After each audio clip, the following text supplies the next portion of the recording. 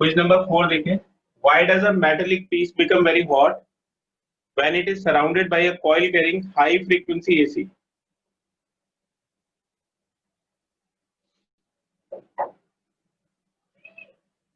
तो जैसे कोई कॉइल है और इसको हम एक हाई फ्रीक्वेंसी एसी से कनेक्ट कर देते हैं, ठीक है, और यहाँ पे कोई एक मेटल पीस रखा हुआ है, तो it becomes very hot. Reason बताना है कि क्यों होता है, ठीक है। तो ये देखिए, ये एडी करंट्स का कॉन्सेप्ट है। वेरिंग मैग्नेटिक फील्ड, अब देखो ये जैसे एसी ऑल्टरनेटिंग करंट का सोर्स है, तो आप जानते हैं कि जो ऑल्टरनेटिंग करंट है उसका मैग्नीट्यूड और डायरेक्शन दोनों चेंज होती रहती है। तो इसके अंदर जो करंट है वो चेंज होगी, तो उसका मैग्नेटिक फील्ड भी, इसका मैग्नेटिक फील्ड जो इसके साथ एसोसिएट होगा, ये मैग्नेटिक फील्ड भी चेंज होगा। यानी कि ये जो शीट है, मेटल शीट, ये एक वेरिंग मैग्नेटिक फील्ड में रखी हुई है। तो ये जो हाई फ्रीक्वेंसी सोर्स से कनेक्टेड कॉइल है, this is source of varying magnetic field. यानी कि जो मैग्नेटिक फील्ड है वो हर पल बदल रहा है इसके थ्रू, तो इसमें एडी करंट्स हो जाएंगे, जिस एडी करंट्स की वजह से this piece becomes very hot. तो इसका आंसर हो जाएगा due to eddy currents.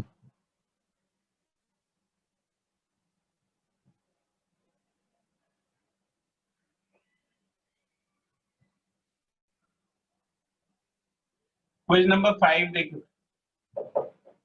Question number 5 में एक स्केलेटन क्यूब दिया हुआ है।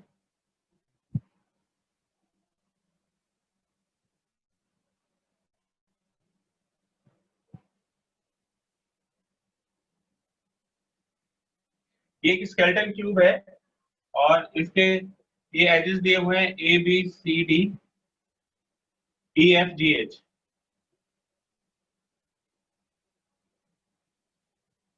Twelve wires of equal length L are connected to form, ये जो 12 वायर्स है इन सब की जो लेंथ है वो एल के बराबर है, which moves with a velocity perpendicular to the magnetic field.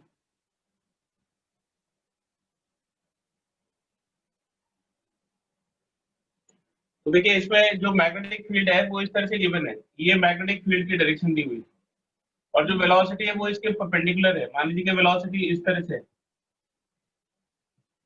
तो ये मैग्नेटिक फील्ड दिया हुआ है और इसके परपेंडिकुलर यानी कि 90 डिग्री, ये अंदर की तरफ, मैंने इस तरफ दिखाई है, तो ये अंदर की तरफ मैग्नेटिक फील्ड है, यानी कि जो मैग्नेटिक फील्ड है ऐसे, और वेलोसिटी अंदर की तरफ, तो ये वेलोसिटी इसके पैरेलल हो जाएगी, इसके पैरेलल हो जाएगी, इसके पैरेलल हो जाएगी और इसके पैरेलल हो जाएगी। तो जो वेलोसिटी के पैरेलल आर्म्स होंगी उनमें कोई ईएमएफ इंड्यूस नहीं होगा। वेलोसिटी के पैरेलल 1 2 3 4 इनमें कोई ईएमएफ इंड्यूस नहीं होगा, और जो मैग्नेटिक फील्ड के पैरेलल आर्म्स होंगी 1 2 3 4 इनमें भी कोई ईएमएफ इंड्यूस नहीं होगा। तो ईएमएफ इंड्यूस किसमें होगा? जो इन दोनों के परपेंडिकुलर होंगे, यानी कि अक्रॉस एई, फिर across DH and EMF across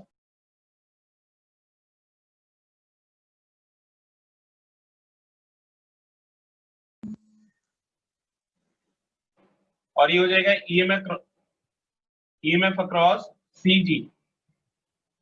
in सब की वैल्यू बीएलवी के बराबर हो जाएगी, बीएलवी। तो इसमें मोशनल ईएमएफ का कॉन्सेप्ट लगेगा। ये वाले जो आर्म्स हैं अक्रॉस एडी, अक्रॉस बी,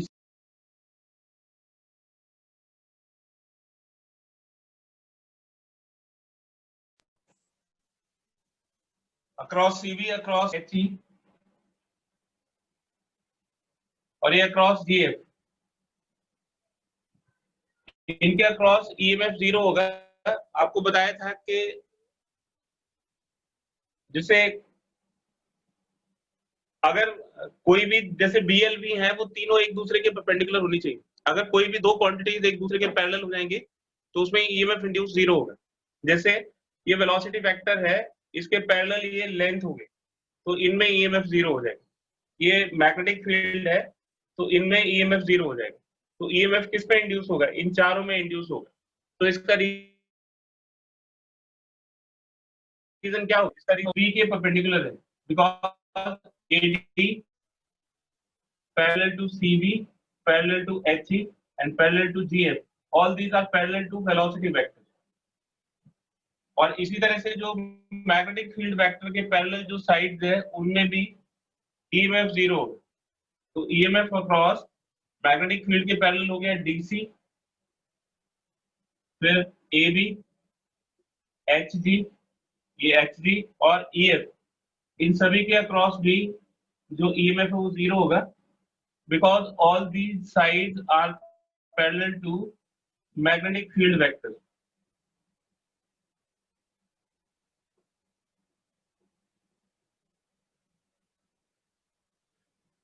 ठीक है, तो आपको ये देखना है कि मोशनल ईएमएफ का कॉन्सेप्ट जब आप लगाओगे तो बी एल वी तीनों एक दूसरे के परपेंडिकुलर होने चाहिए। अगर कोई भी दो क्वांटिटी एक दूसरे के पैरेलल हो गई तो उसमें जो ईएमएफ इंड्यूस्ड है वो जीरो हो जाएगा। इसका एक स्क्रीनशॉट ले लीजिए।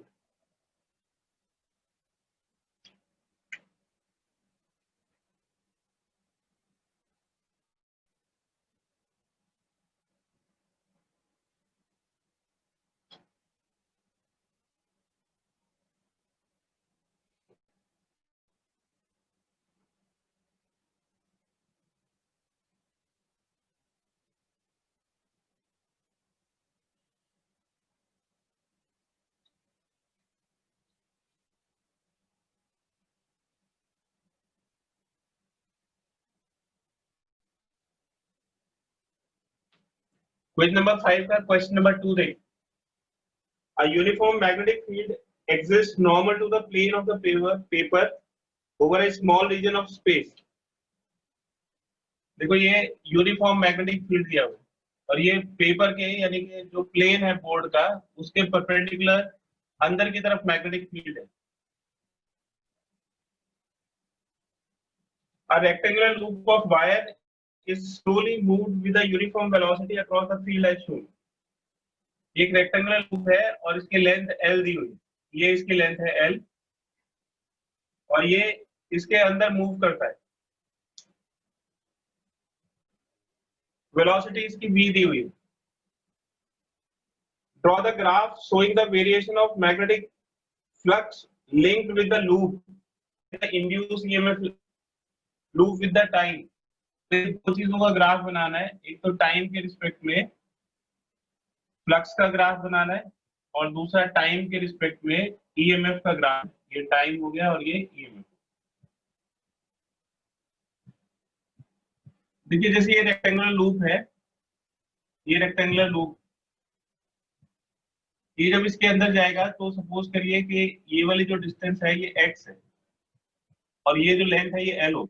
सपोज करिए कि इतना एरिया मैग्नेटिक फील्ड के साथ लिंक होता है, तो जो फ्लक्स होगा वो किसके बराबर हो जाएगा, b इंटू ए के बराबर हो जाएगा। तो b और इस जो एरिया एसोसिएटेड है वो हो जाएगा l इंटू एक्स, तो ये b lx हो जाएगा। तो ये x के डायरेक्टली प्रोपोर्शनल है, तो इससे हमें ये पता लग रहा है कि जो फ्लक्स है वो x के डायरेक्टली प्रोपोर्शनल है और जैसे जैसे टाइम बढ़ेगा वैसे वैसे x बढ़ेगा और ये जो टाइम है x है ये टाइम के डायरेक्टली प्रोपोर्शनल है। अगर इसकी स्पीड v दे रखी है तो x को हम v इंटू टी लिख सकते हैं। तो इसका मतलब हुआ जो फ्लक्स है वो टाइम के डायरेक्टली प्रोपोर्शनल है क्योंकि v तो कांस्टेंट है, तो जैसे जैसे टाइम बढ़ेगा वैसे वैसे फ्लक्स बढ़ेगा, ये फ्लक्स इंक्रीज हो। फिर जब ये पूरी तरह से इसके अंदर एंटर कर जाएगा, ये रेक्टेंगुलर लूप पूरा इसके अंदर एंटर कर गया, अब जितना भी एरिया इसका बढ़ना था वो बढ़ चुका है। अब यहाँ तक फ्लक्स में कोई इंक्रीमेंट नहीं होगा, इस पॉइंट तक फ्लक्स में कोई इंक्रीमेंट नहीं होगा, मतलब जो फ्लक्स है वो कांस्टेंट बना रहेगा। ठीक है, फिर जब ये बाहर निकलेगा तो फिर इसका जो एरिया है वो कम होगा, तो इसका फ्लक्स भी कम हो जाएगा, तो ये फ्लक्स ऐसे डिक्रीज हो जाएगा और फाइनली जब ये इससे बाहर निकल जाएगा तो फ्लक्स जीरो हो जाएगा। तो फ्लक्स का ग्राफ इस तरह से आएगा। अब जो ईएमएफ है, ईएमएफ होता है minus d phi d t, d phi d t. तो इसको डिफरेंशिएट करिए, फाई की वैल्यू है बी एल बी टी, ये B L B into T होगा, तो ये बी एल बी तो कांस्टेंट हो गया और टी का डिफरेंशिएशन 1 हो, तो ईएमएफ की वैल्यू हो गई माइनस बी एल बी। तो इस वाले पॉइंट तक जो ईएमएफ है वो माइनस बी एल बी के बराबर होगा। मान लो ये माइनस बी एल बी है, तो ये ईएमएफ रहेगा इस।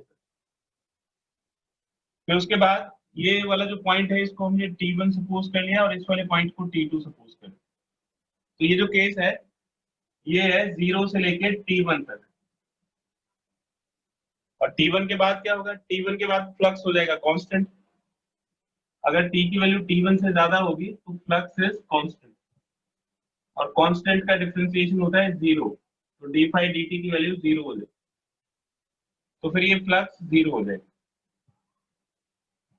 और फिर जब ये फ्लक्स डिक्रीज होगा, तो डिक्रीज होने का मतलब है कि ये वाली जो वैल्यू है ये कम हो रही है, तो डी फाई डी टी की वैल्यू कैसी आ जाएगी? नेगेटिव आ जाएगी। और जब ये नेगेटिव होगा तो negative into negative EMF positive हो जाएगा, तो ये ईएमएफ की वैल्यू हो गई प्लस बीएलबी। तो जब फ्लक्स इंक्रीज करेगा तो ईएमएफ नेगेटिव होगा, जब फ्लक्स कांस्टेंट होगा तो ईएमएफ 0 होगा, और जब फ्लक्स डिक्रीज करेगा तो ईएमएफ पॉजिटिव होगा। क्योंकि जो डी फाई डी टी है यहाँ पे d phi d t positive है, यानी कि फ्लक्स का जो रेट ऑफ चेंज है वो पॉजिटिव होगा, तो ईएमएफ नेगेटिव होगा। और जब फ्लक्स डिक्रीज करेगा तो फ्लक्स का रेट ऑफ चेंज नेगेटिव होगा। जब डी फाई डी टी की वैल्यू नेगेटिव होगी तो negative into negative EMF positive हो जाएगा। इसका एक स्क्रीनशॉट ले लीजिए।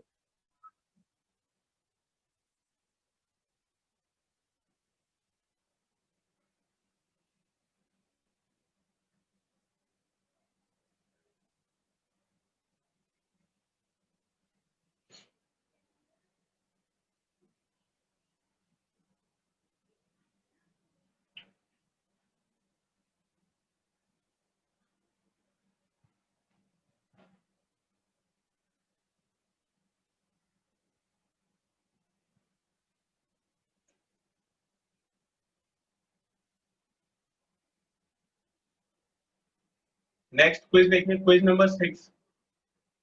क्विज नंबर 6 का फर्स्ट क्वेश्चन है, फाई और आई करंट और मैग्नेटिक फ्लक्स के बीच का एक ग्राफ दिया हुआ है। ये फाई हो गया, ये आई हो गया। दो इंडक्टर्स हैं, एक इंडक्टर ए और एक इंडक्टर बी। ये ए का ग्राफ है और ये बी का ग्राफ। फाई और आई में क्या रिलेशनशिप होता है? तो फाई आई के डायरेक्टली प्रोपोर्शनल होता है। साइन ऑफ प्रोपोर्शनलिटी हटाएंगे तो ये phi is equal to L I हो जाएगा, तो एल की वैल्यू हो जाएगी phi upon I. Y upon X slope को रिप्रेजेंट करता है, तो ये slope of phi I graph हो गया। फ्लक्स और करंट के बीच का जो ग्राफ होगा उसके स्लोप को एल यानी कि सेल्फ इंडक्टेंस बताता है। तो यहां से देखिए कि ये ए का एंगल ज्यादा है और बी का एंगल कम है, तो इससे पता लग रहा है कि ए का स्लोप बी के स्लोप से ज्यादा है। और स्लोप किसको रिप्रेजेंट करता है? Coefficient of self inductance. तो इसका मतलब है कि ए के लिए जो कोएफिशिएंट ऑफ सेल्फ इंडक्टेंस है वो बी के कोएफिशिएंट ऑफ सेल्फ इंडक्टेंस से ज्यादा होगा। Which of the two has a larger value of self inductance? तो किसकी वैल्यू लार्जर है? ए की वैल्यू लार्जर है। A has larger value of self inductance.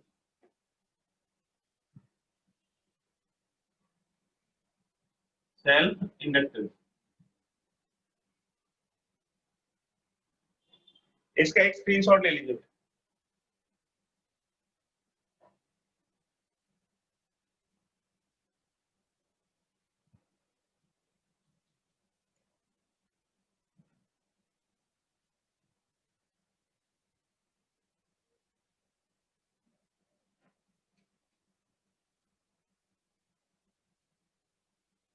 Question number 6 का सेकंड क्वेश्चन देखिए।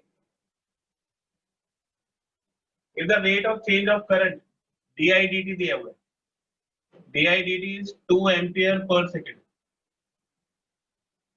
induces an EMF of 40 millivolt। Millivolt का मतलब हो गया 10⁻³ volt. What is the self inductance of the solenoid? तो self inductance of the solenoid क्या होगा? तो इन तीनों में क्या रिलेशनशिप होता है? E is equal to minus L d I d t. तो जो L है उसकी वैल्यू हो जाएगी -E/dI/dt। तो L का मैग्नीट्यूड हो जाएगा EMF/dI/dt।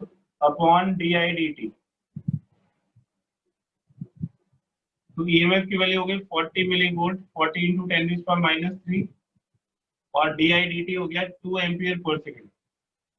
2 से कैंसिल हो जाएगा, तो 40 × 10⁻³ हेनरी। ये कोएफिशिएंट ऑफ सेल्फ इंडक्टेंस होगा 20 × 10⁻³ हेनरी। क्वेश्चन नंबर 3 देखिए, if the self inductance of an iron core inductor increases from 1 millihenry to 10 millihenry on introducing the iron core into it। देखिए पहले जब आयरन कोर नहीं था तो जो कोएफिशिएंट ऑफ सेल्फ इंडक्टेंस था वो 1 मिली हेनरी था, और जब आयरन कोर बीच में डाल दिया तो जो सेल्फ इंडक्टेंस है वो 10 मिली हेनरी होगी। जैसे ये इंडक्टर है, इसके अंदर कोई आयरन कोर नहीं है, और ये इंडक्टर है, इसके अंदर एक आयरन कोर इंट्रोड्यूस कर दे, ये आयरन कोर इंट्रोड्यूस कर दे, तो आयरन कोर मतलब इसके अंदर मीडियम आ गया। तो अगर सोलेनॉइड के अंदर मीडियम आ गया तो उसका जो सेल्फ इंडक्टेंस है वो इतना हो गया, इंक्रीज हो गया 1 मिली हेनरी से 10 मिली हेनरी। तो पूछा है कि what is the relative permeability of the core material used. तो L नॉट का फॉर्मूला होता है म्यू नॉट n²/L।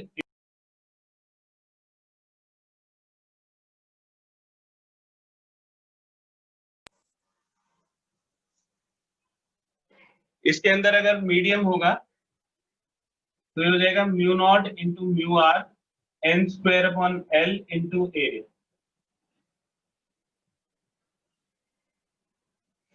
अब अगर हम इसको डिवाइड कर दें LM/L नॉट कर दें तो ये म्यू नॉट n²L/ ये कट जाएगा तो म्यू आर बचेगा।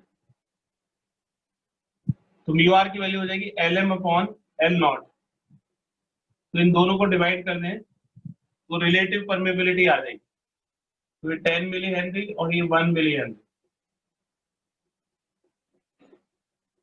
तो रिलेटिव मैग्नेटिक परमेबिलिटी आ गया 10, म्यू आर की वैल्यू 10 के इक्वल हो जाएगी।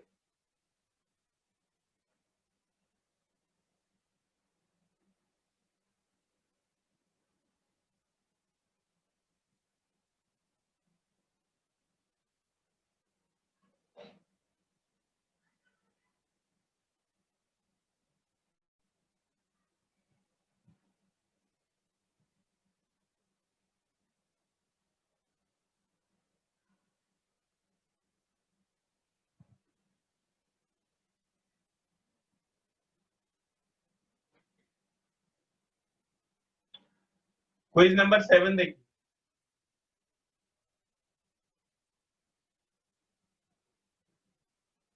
how does the self inductance of an air coil change when the number of turns in the coil is decreased। तो नंबर ऑफ टर्न्स को decrease कर दिया जाता है। अगर नंबर ऑफ टर्न्स को डिक्रीज कर दिया जाएगा तो कोएफिशिएंट ऑफ सेल्फ इंडक्टेंस पे क्या फर्क पड़ेगा। तो कोएफिशिएंट ऑफ सेल्फ इंडक्टेंस का formula mu naught n²/L into A हो जाएगा, यानी कि L जो है वो n² के डायरेक्टली प्रोपोर्शनल होगा। अगर हम नंबर ऑफ टर्न्स को डिक्रीज कर देंगे, if number of turns is decreased then coefficient of self inductance is also decreased. तो कोएफिशिएंट ऑफ सेल्फ इंडक्टेंस भी डिक्रीज हो जाएगा। इसका सेकंड पार्ट है an iron rod is introduced in the coil। an iron rod is introduced, तो L पे क्या फर्क पड़ेगा, कोएफिशिएंट ऑफ सेल्फ इंडक्टेंस कितना हो जाएगा। तो आयरन रॉड मतलब उसके अंदर मीडियम आ गया, मीडियम आ गया तो म्यू नॉट की जगह क्या आ जाएगा, mu naught into mu r आ जाएगा, n²/L इंटू ए हो जाएगा mu naught n²/L into A into mu r. यानी कि जो पहले कोएफिशिएंट ऑफ सेल्फ इंडक्टेंस था वो म्यू आर टाइम्स हो जाएगा, और जो आयरन है, आयरन इज फेरोमैग्नेटिक मटेरियल, ये फेरोमैग्नेटिक मटेरियल है, तो इसमें म्यू आर की वैल्यू 1 से काफी ज्यादा होती है। तो ये अगर 1 से ज्यादा होगा, therefore coefficient of self inductance increases. तो इस केस में भी coefficient of self inductance increase हो जाएगा और इस केस में coefficient of self inductance decrease हो जाएगा। तो हमको फॉर्मूले से सपोर्ट करना है। तो अगर आपको फॉर्मूला आता है coefficient of self inductance of solenoid, हमने लास्ट क्लास में इसको प्रूव किया था, तो आप मीडियम का इफेक्ट इसके ऊपर पड़ता है, एन के ऊपर डिपेंड करता है, एल के ऊपर डिपेंड करता है और क्रॉस सेक्शन एरिया के ऊपर डिपेंड करता है। इसका सेकंड क्वेश्चन देखिए, क्वेश्चन नंबर 2 है, if the number of turns in the solenoid is doubled keeping the other factors constant, how does the self inductance of the coil change? तो देखिए अभी आपको ये एक्सप्लेन किया था कि L जो है वो n स्क्वायर के डायरेक्टली प्रोपोर्शनल है, तो L1 upon L2 upon L1 हो जाएगा N2 अपॉन N1 का स्क्वायर, डायरेक्टली प्रोपोर्शनल है।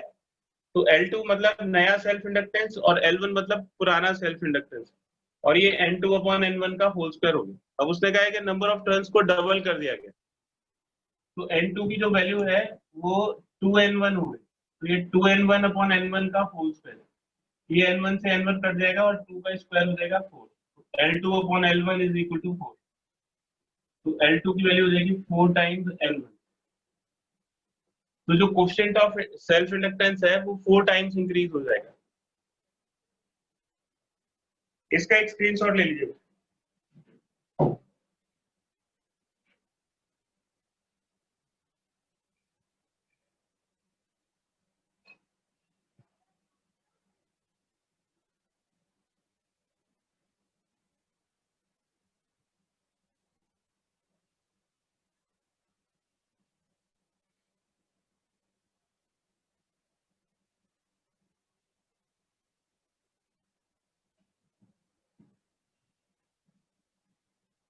क्वेश्चन नंबर 8 देखिए,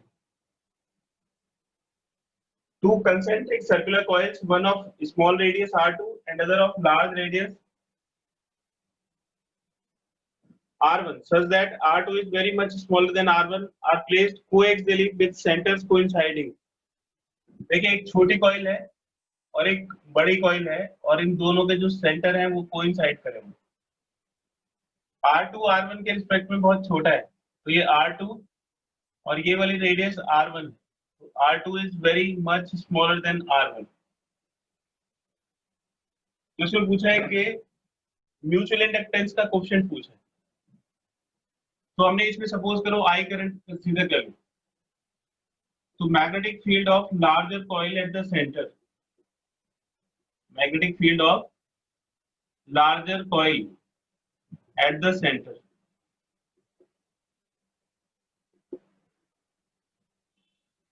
ये जो बाहर वाली कॉइल है उसकी रेडियस R1 है, तो हमने इसको B1 अज्यूम कर लिया, तो इसका फॉर्मूला हो जाएगा म्यू नॉट I अपॉन 2 और रेडियस हो जाएगी R। Flux linked with smaller coil, with smaller coil, तो जो छोटी वाली कॉइल है वो बता रखा है कि उसका रेडियस बहुत छोटा है, तो ये जो रेडियस है ये इस वाले रेडियस के रिस्पेक्ट में नेग्लिजिबल है, तो बहुत छोटा रेडियस है, तो हम ये सपोज कर सकते हैं कि इसके सेंटर पे जो मैग्नेटिक फील्ड है वो इसके साथ एसोसिएटेड है और वो कांस्टेंट है, क्योंकि इसकी रेडियस ज्यादा नहीं, तो सेंटर के आसपास ही इसकी सर्कमफेरेंस होगी, तो इस मैग्नेटिक फील्ड को हम इसके लिए कांस्टेंट सपोज कर सकते हैं। तो इसके साथ जो फ्लक्स लिंक होगा वो कितना हो जाएगा, तो इसका मैग्नेटिक फील्ड इसके एरिया के साथ लिंक होगा, तो B1 इंटू A2 हो जाएगा, तो B1 की वैल्यू हो गई mu naught I upon 2R1 और इसका जो एरिया है वो हो जाएगा पाई R2 स्क्वायर, पाई R स्क्वायर होता है तो ये पाई R2 स्क्वायर हो जाएगा, तो इतना फ्लक्स हो गया। अब हमें coefficient of mutual inductance calculate करना है, तो इसको डिफरेंशिएट कर दीजिए, तो EMF आ जाएगा सेकेंड कॉइल में माइनस d∅2 dt, तो हो जाएगा माइनस d/dt और इसमें ∅2 की वैल्यू डाल दीजिए, तो mu naught I into pi R2 square divided by 2R1।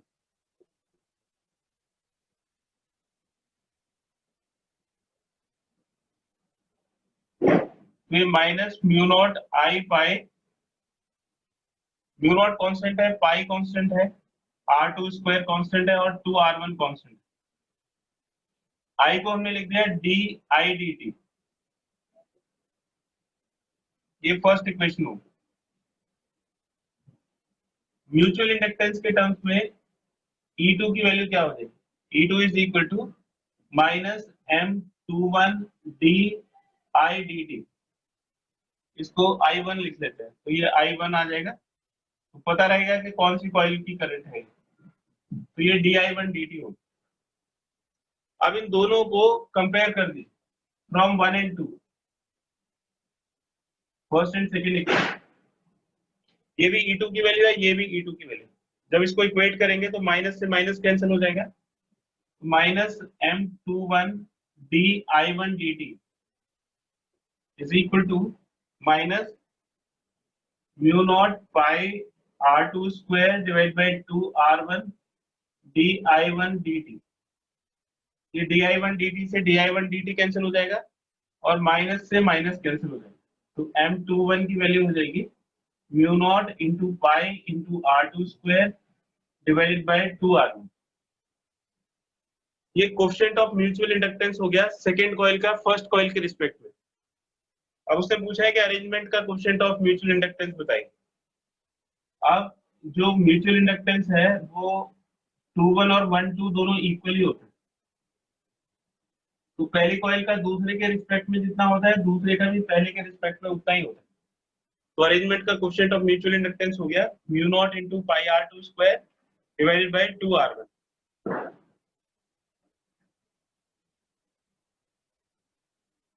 इसका एक स्क्रीनशॉट ले लीजिए।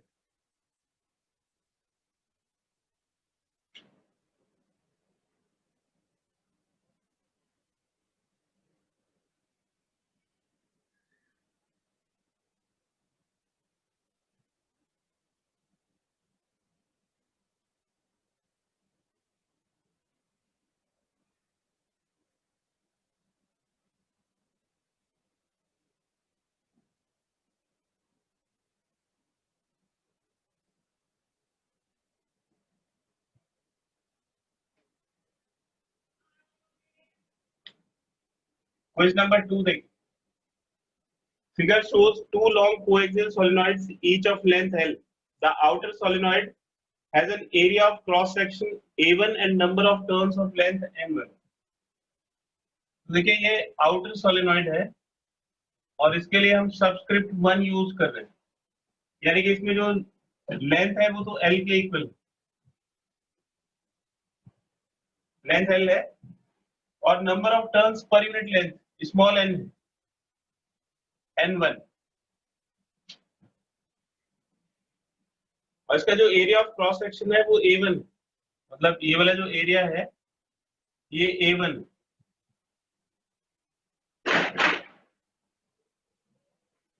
The corresponding values for the inner solenoid are A2 and N2। ये जो अंदर वाली सोलेनॉइड है इसका जो एरिया है वो A2 है और number of turns per unit length small n2। Length दोनों की बराबर ही है। The self inductance L1 and L2 of the coils and the mutual inductance M, and show that, हमें शो करना है तो show coefficient of mutual inductance और L1 L2 के बीच में रिलेशनशिप स्टैब्लिश करनी है, तो mu is greater than under root L1 L2, ये प्रूव करना है। तो पहले इन तीनों के फॉर्मूले लिख लेते हैं L1 L2 और M, और फिर उनमें रिलेशनशिप निकालेंगे। देखिए L1 mu naught n square upon L into A2,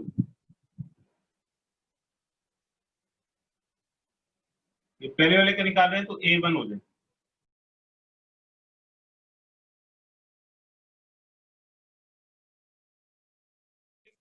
N1 नहीं दे रखा है ना, स्मॉल n दे रखा है, तो कैपिटल N और स्मॉल n में ये रिलेशन होता है n is equal to n upon L। तो n की वैल्यू हो जाएगी n इंटू L, तो इसकी वैल्यू डालिए तो म्यू नॉट, इसको डाल देंगे n1 इंटू L, इसका स्क्वायर हो जाएगा, n1 की वैल्यू सब्स्टिट्यूट कर देंगे। ये L से इसके एक पार कट जाएगी, तो इसका रिजल्ट आ जाएगा mu not N1 square into L into A1। बिल्कुल इसी तरह से L2 की वैल्यू निकालें, तो सिमिलरली L2 हो जाएगा म्यू नॉट N1 की जगह N2 आ जाएगा L, और ये A2 आ जाएगा। L1 इंटू L से कंपेयर करना है, तो इन दोनों को मल्टीप्लाई कर दें, L1 इंटू L2, तो ये हो जाएगा mu naught square N1 square into N2 square L square, और ये A1 A2, ये L1 L2 की वैल्यू आ गई। अब देखिए कोएफिशिएंट ऑफ म्यूचुअल इंडक्टेंस, इसका फॉर्मूला होता है म्यू नॉट N स्क्वायर की जगह N1 N2 आ जाता है डिवाइड बाई L, और एरिया हमेशा अंदर वाला आता है, ये हमने डेरिवेशन करके बताया था दोनों तरह से। तो दोनों बार कोएफिशिएंट ऑफ म्यूचुअल इंडक्टेंस में एरिया हमेशा छोटे वाला आता है, A2 के बराबर। अब इसमें N1 और N2 की वैल्यू डालिए, तो म्यू नॉट N1 हो जाएगा N1 इंटू L, और N2 हो जाएगा N2 into L divide by L into A2, ये L से L कट जाएगा, तो mu naught N1 N2 L into A2, ये M की वैल्यू आ जाएगी। इसको स्क्वायर कर दीजिए, तो ये M स्क्वायर हो जाएगा। M square is equal to mu naught square N1 square N2 square L square A2 square. तो ये इक्वेशन नंबर 1 और ये इक्वेशन नंबर 2। अब इन दोनों को कंपेयर करिए, तो M स्क्वायर को हम L1 L2 से डिवाइड कर देंगे, तो ये हो गया mu naught square N1 square N2 square L square A2 square, और ये आ जाएगा mu naught square N1 square N2 square L square A1 A2। तो म्यू नॉट स्क्वायर कैंसिल हो जाएगा, N1 स्क्वायर कैंसिल हो जाएगा, N2 स्क्वायर कैंसिल हो जाएगा, L स्क्वायर कैंसिल हो जाएगा, और A2 की एक बार कैंसिल हो जाएगा, तो ये आ जाएगा A2 अपॉन A1 की, A2 अपॉन A1। अब A2 और A1 में क्या रिलेशन है देखिए, A2 जो है A2 is less then A1, A2 A1 से छोटा है। Now A2 is less then A1, तो इसका मतलब हो गया कि A2 upon A1 is less than 1। A2 upon A1 की वैल्यू डाल दीजिए, तो A2 अपॉन A1 है इसके इक्वल, इसका मतलब M square upon L1 L2 is less than 1। तो इसका अंडर रूट करिए, M upon under root L1 L2 is less than 1, तो ये हो जाएगा M is less than under root L1 L2। ये इसको सही कर लीजिएगा, ये लेस देन होना चाहिए, M is less than under root L1 L2, क्योंकि A2 अपॉन A1 1 से छोटा है, तो M square upon L1 L2 भी 1 से छोटा हो जाएगा, और M की value under root L1 L2 के इक्वल आ जाएगी।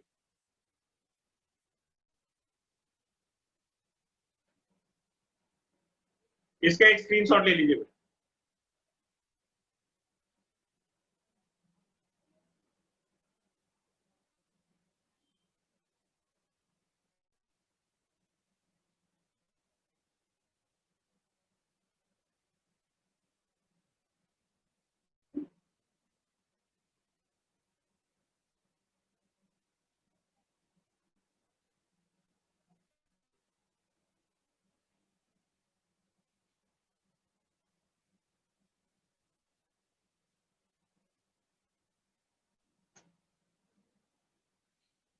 Numericals,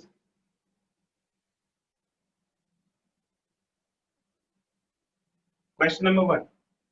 A small piece of metal wire is dragged across the gap between the pole pieces of a magnet in 0.5 seconds. Time दिया हुआ है 0.5 seconds.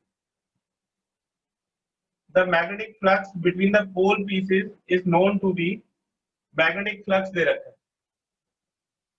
8 into 10 raised power minus 4 Weber. Induced EMF पूछा है कितना हो, वो induced EMF का formula होता है minus d phi d t. तो इसको हम लिख सकते हैं change in flux divide by time taken. तो जो फ्लक्स है ये फ्लक्स है और बाहर 0 हो जाएगा फ्लक्स, तो ये चेंज हो जाएगा 8 × 10⁻⁴ और टाइम हो गया 0.5। ठीक है, तो ईएमएफ आ जाएगा वोल्ट। तो 8 को 0.5 से डिवाइड करोगे तो 16 × 10⁻⁴ वोल्ट हो जाएगा, तो हो जाएगा 1.6। ये 10 इधर चला जाएगा तो 10⁻³ वोल्ट, यानी कि 1.6 मिली वोल्ट। तो ईएमएफ इंड्यूस हो गया 1.6 मिली वोल्ट। इसका एक स्क्रीनशॉट ले लो।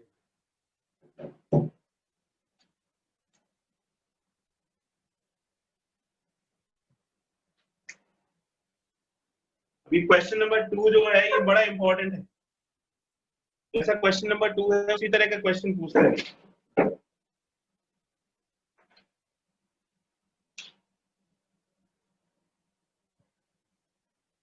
A jet plane is traveling west at 450 metre पर सेकेंड। तो देखिए मैं डायरेक्शंस बना दे रहा हूं इधर, ये डायरेक्शंस को देखिए, ये ईस्ट है, ये वेस्ट, ये नॉर्थ है, ये साउथ। अब कोई जेट प्लेन है वो वेस्ट की तरफ जा रहा है, ये जेट प्लेन है, ये जो एरो है ये प्लेन को बता रहा है और ये इसके विंग्स हो गए। ये ए बी जो है ये विंग्स है, ठीक है। जैसे ये प्लेन हो गया और प्लेन के ये विंग्स हो गए, तो जेट प्लेन वेस्ट की तरफ जा रहा है और इसकी स्पीड ये वेलोसिटी वेक्टर होगी और ये जो विंग्स है इसके अक्रॉस हमें ईएमएफ निकालना है, तो ये हमारा लेंथ वेक्टर हो गया A B. Horizontal component of earth magnetic field at that place.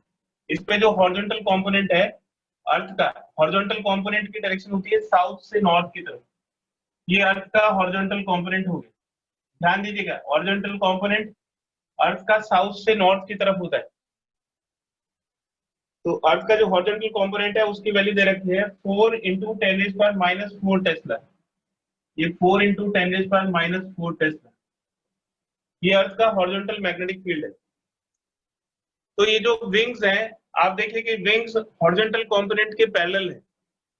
Plane अगर इस डायरेक्शन में जा रहा है वेस्ट की तरफ तो उसके विंग्स नॉर्थ साउथ की तरफ होंगे और वो जो विंग्स हैं वो हॉरिजॉन्टल कंपोनेंट के पैरेलल है। तो हॉरिजॉन्टल कंपोनेंट उसमें कोई ईएमएफ इंड्यूस नहीं कर पाएगा क्योंकि जो हॉरिजॉन्टल कंपोनेंट है वो इसके परपेंडिकुलर है, पैरेलल है, सॉरी पैरेलल है, तो ईएमएफ इंड्यूस नहीं होगा। अब यहाँ पे वर्टिकल कंपोनेंट निकालिए, वर्टिकल कंपोनेंट वर्टिकल डायरेक्शन में होगा। ये अर्थ का मैग्नेटिक फील्ड का वर्टिकल कंपोनेंट होगा, तो वर्टिकल कंपोनेंट लेंथ के साथ 90 डिग्री का एंगल बना रहा है और वेलोसिटी वेक्टर के साथ भी 90 डिग्री का एंगल बना रहा है। तो वर्टिकल कंपोनेंट ए बी के अक्रॉस ईएमएफ इंड्यूस करेगा। नोट, जो BH है is parallel to AB, that is wings. Therefore, there is no motional EMF. No motional EMF induced across the wing. Induced across the wings due to horizontal component. But it will be due to vertical component. तो ये vertical component की वजह से होगा क्योंकि vertical component ये length vector और velocity vector दोनों के परपेंडिकुलर आ रहा है। तो ईएमएफ इंड्यूस कितना हो जाएगा BLV और यहाँ पे ये वर्टिकल कंपोनेंट आ जाएगा, ठीक है। हॉरिजॉन्टल कंपोनेंट और वर्टिकल कंपोनेंट के बीच में क्या रिलेशनशिप होता है? तो जो टेन डेल्टा होता है वो होता है vertical component upon horizontal component. हमें वर्टिकल कंपोनेंट कैलकुलेट करना है, तो ये BH टेन डेल्टा के इक्वल हो जाएगा। तो जो वर्टिकल कंपोनेंट है इसकी जगह हम BH टेन डेल्टा लिख सकते हैं, ये लेंथ और ये वेलोसिटी वेक्टर। अब क्वेश्चन में इन सब की वैल्यू दे रखी है। जो स्पीड है, स्पीड V ये 450 मीटर पर सेकेंड है, 450 मीटर पर सेकेंड। हॉरिजॉन्टल कंपोनेंट की वैल्यू दे रखी है 4 × 10⁻⁴ tesla. Angle of dip 30 degree दिया हुआ है, delta is equal to 30 degree. ये सब वैल्यूज यहाँ पे सब्स्टिट्यूट कर दीजिए और length of the span A B की वैल्यू दे रखी है 30 मीटर। तो बी एच हो गया 4 into 10⁻⁻⁴, 10 delta, delta is 30 degree, length of wings 30 metre and velocity is 450। ठीक है, तो इतने वोल्ट का ईएमएफ इंड्यूस हो जाएगा। तो 4 इंटू 10⁻⁴, 1030 इज 1/√3 इंटू 30 इंटू 450। √3 से इसको कैंसिल करेंगे तो 10√3 आ जाएगा।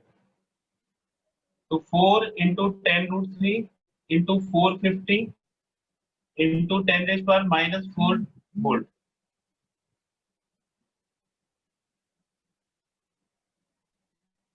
तो इसको कैलकुलेट कर सकते हो आप, √3 की वैल्यू डाल देना 3.4 और मल्टीप्लाई करके ये विंग्स के अक्रॉस ईएमएफ आ जाएगा।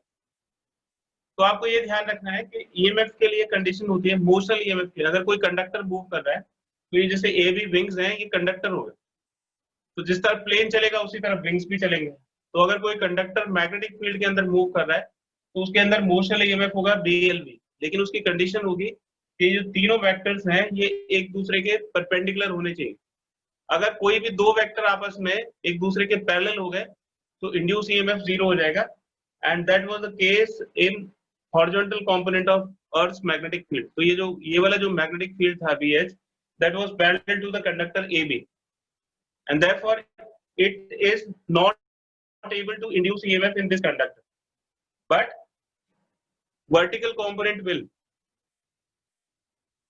तो आपको हमेशा ये देखना है कि भाई कौन सा हॉरिजॉन्टल या वर्टिकल कंपोनेंट में से कौन सा कंपोनेंट ऐसा होगा जो EMF इंड्यूस कर पाएगा, यानी कि जिसके लिए तीनों वेक्टर्स एक दूसरे के परपेंडिकुलर होंगे। इसका एक स्क्रीनशॉट ले लीजिए।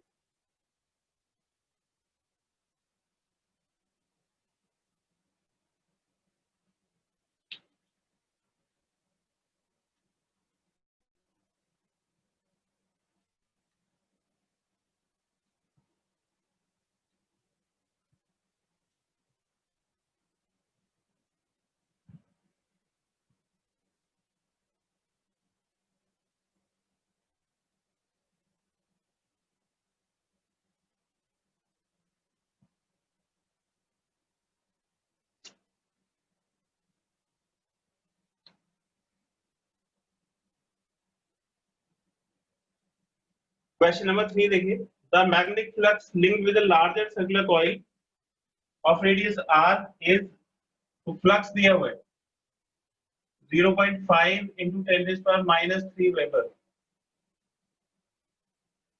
where a current of 0.5 ampere, तो जो करंट है वो 0.5 ampere flows through a small neighboring coil of radius r।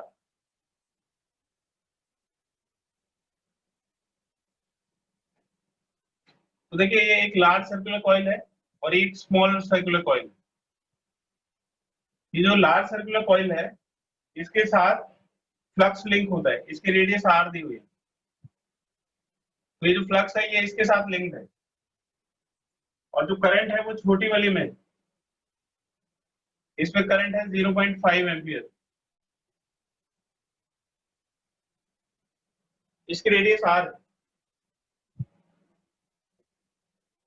तो इसका कोएफिशिएंट ऑफ म्यूचुअल इंडक्टेंस पूछा है, कोएफिशिएंट ऑफ म्यूचुअल इंडक्टेंस कितना होगा। तो जैसे फाई आई के डायरेक्टली प्रोपोर्शनल होता है, तो ये फाई इज इक्वल टू, अगर दो कॉइल्स का केस है तो म्यूचुअल इंडक्टेंस हो जाए, अगर एक कॉइल होता है तो यहाँ पे एल आर। तो कोएफिशिएंट ऑफ म्यूचुअल इंडक्टेंस किसके इक्वल हो जाएगा, फाई अपॉन आई के इक्वल।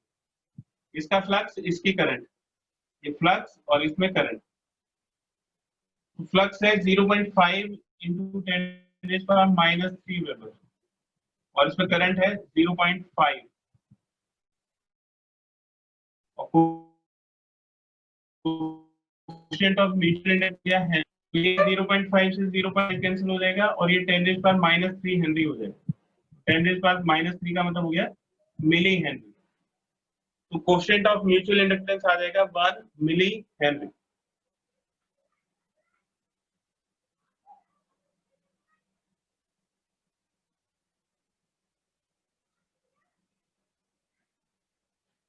क्वेश्चन नंबर 4 देखिए, क्वेश्चन नंबर 4 है a 0.5 meter long metal PQ completes the circuit as shown in the figure.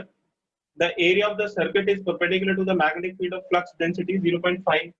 तो मैग्नेटिक फील्ड दिया हुआ है 0.15 टेस्ला और लेंथ ऑफ द कंडक्टर दिया हुआ है 0.5 मीटर लॉन्ग.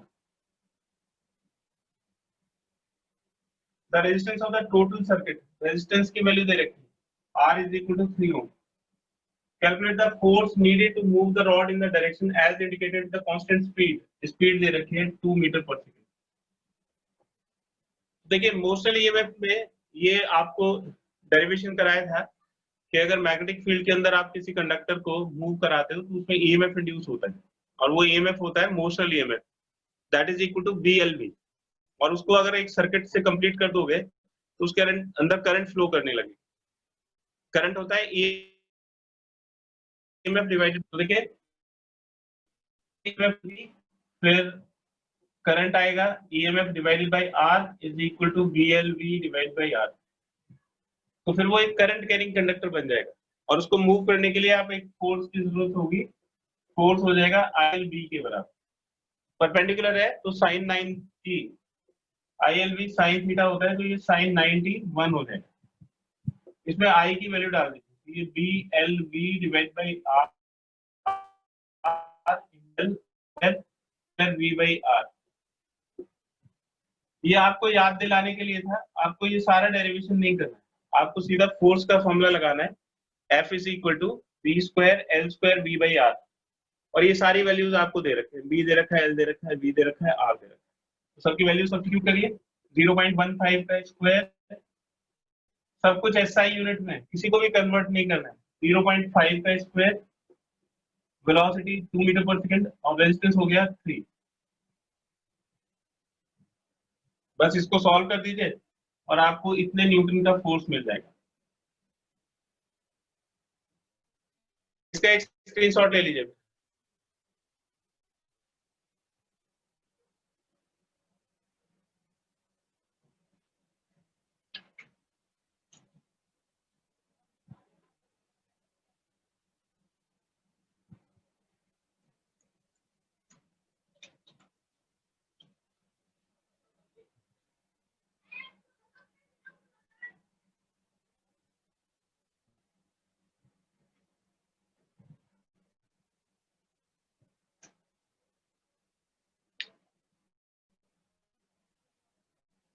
क्वेश्चन नंबर 5 का ए पार्ट देखिए. एक स्ट्रेट कंडक्टर और इस स्ट्रेट कंडक्टर में करंट है I. इसके बराबर में एक रेक्टेंगुलर लूप है, स्क्वायर लूप. ये स्क्वायर लूप है और इसकी साइड A दे रखी है.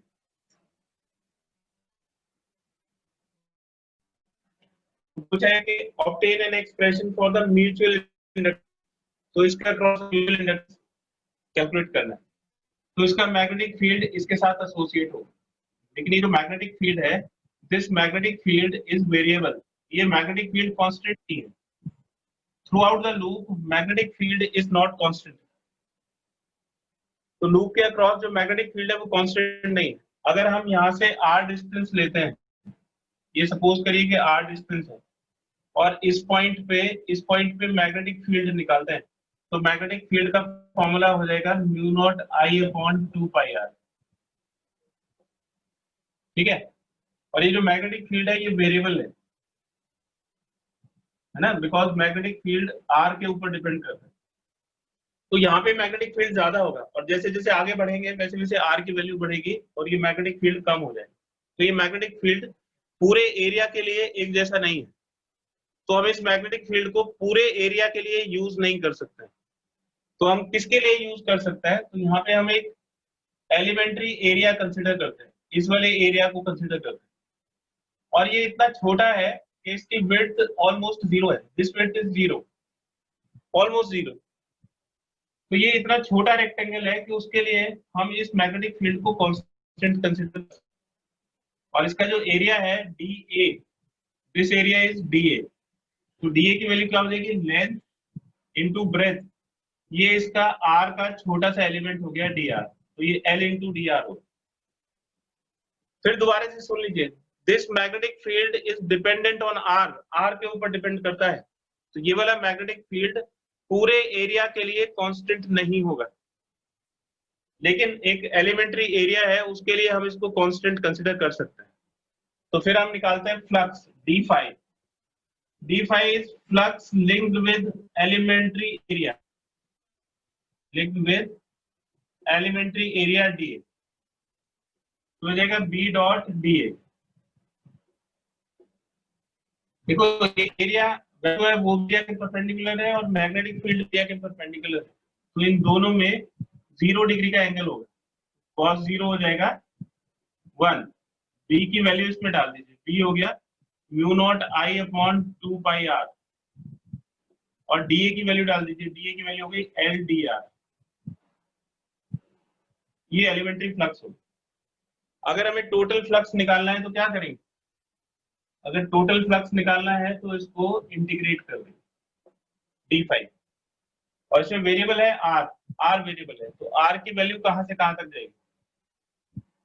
तो ये वाली डिस्टेंस एक्स दी हुई है, तो आर की मिनिमम एक्स और आर की मैक्सिमम वैल्यू जब ये यहाँ पे पहुंचेगा तो ये एक्स और ये ए, तो ये हो जाएगा एक्स प्लस ए। तो जो डिस्टेंस है मैग्नेटिक फील्ड कहां से कहां तक वेरी करेगा, उसके लिए आर की मिनिमम वैल्यू एक्स होगी और मैक्सिमम वैल्यू यहाँ पे आर एक्स के इक्वल होगा और यहाँ पे आर एक्स प्लस ए के इक्वल होगा। अब डी फाई की वैल्यू पुट कर दीजिए, तो एक्स से लेके एक्स प्लस ए तक इसको इंटीग्रेट कर देंगे और डी फाई आ जाएगा mu naught I upon 2 pi R into d R. ये mu naught I upon 2 pi ये कांस्टेंट है, ये बाहर आ जाएगा, 1 अपॉन आर अंदर बचेगा डी आर, और ये हो जाएगा एक्स से लेके एक्स प्लस ए तक। ठीक है, अब हम इसको इंटीग्रेट कर देंगे, तो log x का डिफरेंशिएशन होता है 1 बाई एक्स, तो 1 बाई एक्स का इंटीग्रेशन हो जाएगा log x। ठीक है, तो ऐसे ही 1 बाई आर का इंटीग्रेशन, तो ये हो जाएगा म्यू नॉट आई अपॉन 2 पाई और 1 अपॉन आर का इंटीग्रेशन log r, और इसकी लिमिट हो जाएंगी x से लेके x प्लस ए तक। नोट 1 अपॉन एक्स का इंटीग्रेशन होता है 1 अपॉन एक्स का integration is log x to the base e, तो ये log r to the base. अब इसमें लिमिट सब्स्टिट्यूट करिए, तो ये हो जाएगा mu naught I upon 2 pi, ये अपर लिमिट डालो तो ये log x प्लस है और लोअर लिमिट डालेंगे तो log x। अब इसमें एक और प्रॉपर्टी होती है log m upon n is equal to log m minus log n।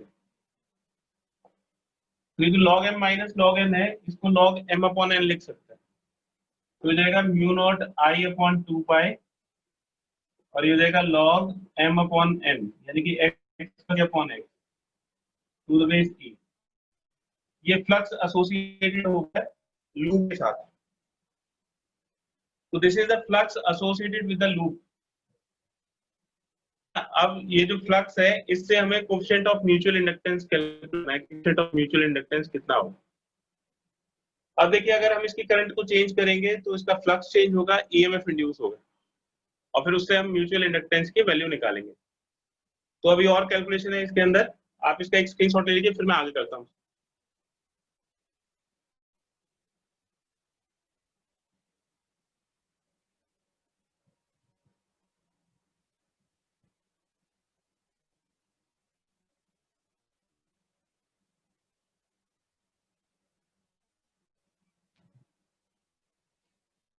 Flux question आ गया। अब फ्लक्स से क्या होगा, ईएमएफ इंड्यूस होगा, तो ईएमएफ होता है minus d phi d t,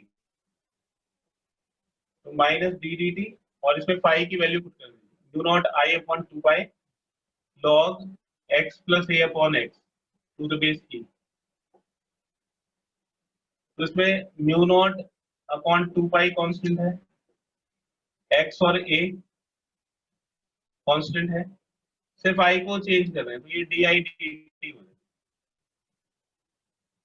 ये ईएमएफ आ गया। Also EMF is equal to minus M di dt.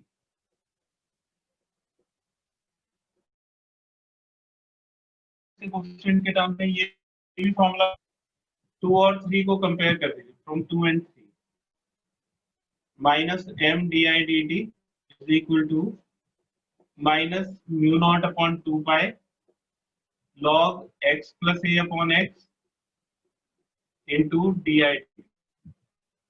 ये माइनस कट जाएगा, ये di dt कट जाएगा और ये कोएफिशिएंट ऑफ म्यूचुअल इंडक्टेंस का फॉर्मूला हो जाएगा mu naught upon 2 pi log